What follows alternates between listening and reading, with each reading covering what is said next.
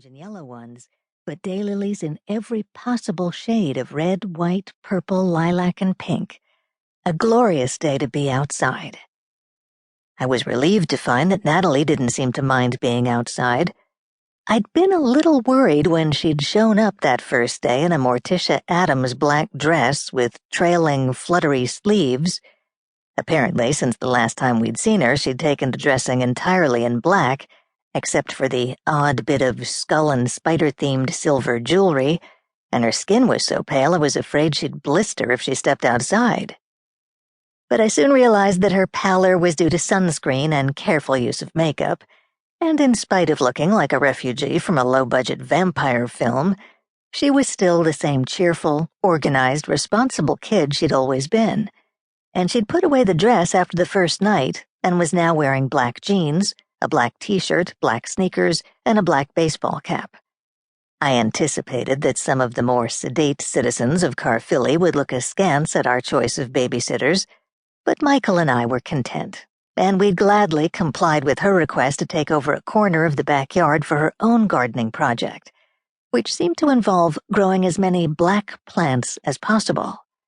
Already, dark-flowered hellebores and nearly black pansies were blooming in her bed, surrounded by neatly raked black mulch, and she'd used black ribbons to tie her black tomato and pepper plants to their black iron stakes. I'd actually decided that it made a nice restful contrast with the multicolored profusion of the rest of the yard.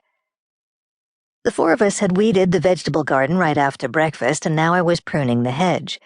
Our black and copper Welsummer hens were hovering nearby, pouncing on any insects disturbed by my pruning.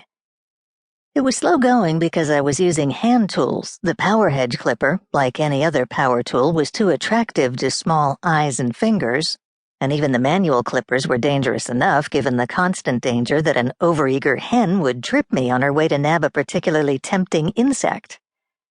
I switched to the hand pruners to do some fine-tuning and continued snipping away, listening carefully to Natalie's interactions with the boys and stifling the urge to offer advice every 5 seconds or so. "Josh, leave the chicken alone. I don't think she wants to play tag." "Jamie, don't jump on the brush pile." "Take that out of your mouth." "Stop throwing rocks at your brother." "I don't think the doggy wants to eat holly leaves." "Leave that alone." "No, I said later." She was learning, and I was making good progress. Should I try to finish the hedge before lunch, or would it be wiser to break now, get the boys fed, and have Natalie learn how to put them down for naps? I could finish the hedge while they were asleep and— Eee! Natalie's blood-curdling scream startled me. My right hand slipped and I felt a searing pain as the pruners sliced into my left fingers. Just a laceration, though. The fingers themselves were still attached, I noted, as I ran to the other end of the hedge where Natalie and the boys were, wrapping my hand in my shirt tail as I ran. "I'm sorry," Jamie was saying. "Only a grass snake," Josh was saying. "See?" He held up the writhing green reptile that had provoked Natalie's scream. She backed away slightly. "Josh, put the snake down," I said. "Maybe Cousin Natalie doesn't like snakes." Which would be rather ironic since her favorite earrings were a pair of long, dangly silver serpents, but you never knew. "I'm sorry, Meg," Natalie began.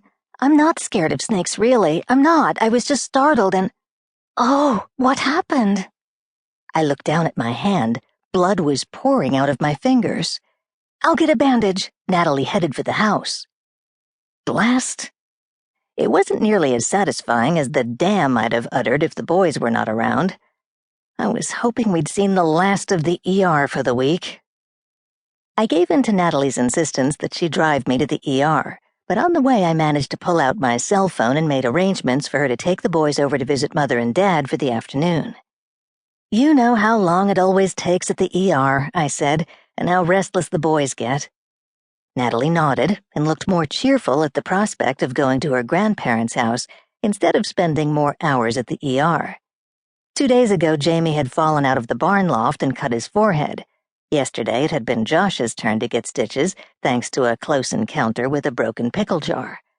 Both days, I'd accompanied the injured twin back to see the doctor while Natalie tried to keep the other entertained.